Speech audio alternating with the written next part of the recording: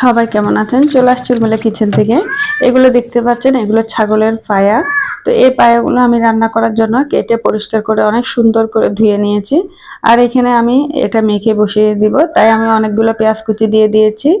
এখন আমি এখানে যা যা মশলা লাগে সব দিয়ে দিচ্ছি। কয়েকটা আমি কাঁচামরিচ ফালি করে দিয়ে দিয়েছি, আর কাঁচামরিচ বাটাটাও দিয়ে দিয়েছি অল্প পরিমাণে। বাটাটা কিন্তু অনেক ঝাল ছিল। তো যাই হোক, এখানে কিন্তু কিছুটা লবণও দিয়ে দিলাম।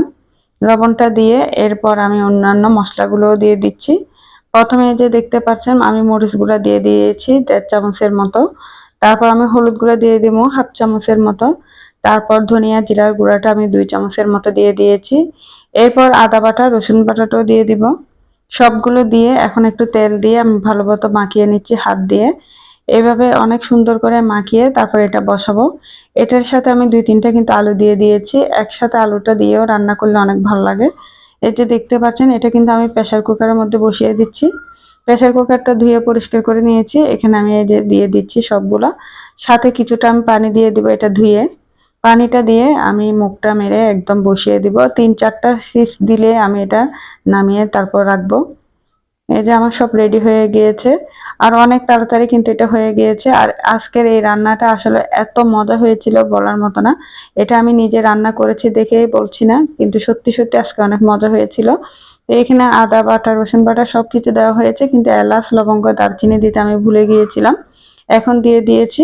এই যে দেখতে পাচ্ছেন, আমি 4টা শীষ পড়ার পর আমি এটা নামিয়ে দেখলাম একদম গলে গিয়েছে। দেখতে পাচ্ছেন আলুটা একদম নরম তুলতুলে হয়ে গিয়েছে। এত সুন্দর হয়েছে বলার মতো না। পানিটা একদম কমে গিয়েছে।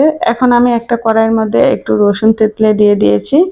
রসুনটা বাগারে দিয়ে তারপর এখন আমি কিন্তু যে মাংসটা প্রেসার কুকারে রান্না করেছি সেটাও দিয়ে দিব। এখানে কিছুটা পেঁয়াজ কুচি দিয়ে দিয়েছি। পেঁয়াজ কুচিটা আমি সামান্য একদম ব্রাউন কালার করে নিয়েছি। অনেকক্ষণ পর্যন্ত ভাজা ভাজা হয়ে আসলে তারপর আমি এখানে যে ছাগলের পায়াটা ছিল সেটা আমি এখানে দিয়ে দিব। এটা কিন্তু এই ফোড়নটা দেওয়ার কারণে কিন্তু এটা খেতে অসাধারণ হয়েছিল। এই যে দেখতে পাচ্ছেন, এটা আমি দিয়ে দিলাম। এটা দিয়ে আমি পাতিলটা দিয়ে কিছুটা পানি দিয়ে দিব, কারণ আমার ঝোলটা একদম শুকিয়ে গিয়েছে। একটু সামান্য ঝোল ঝোল রাখলেই খেতে ভালো লাগে এটা। তো এই যে দেখতে পাচ্ছেন অনেকটা কিন্তু গ্রেভি হয়ে গিয়েছে।